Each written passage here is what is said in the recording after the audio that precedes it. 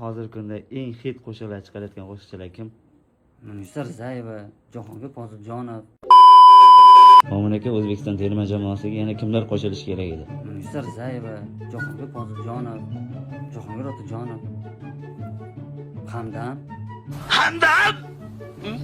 Go'fa, kuniga necha marta qizlarga qaraysan? Umata.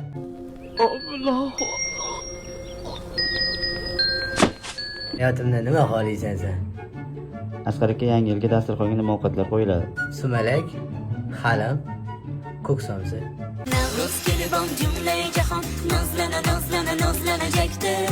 Archana opa, O, Zulayho Boyxonovaning eng hit qo'shig'i qaysi?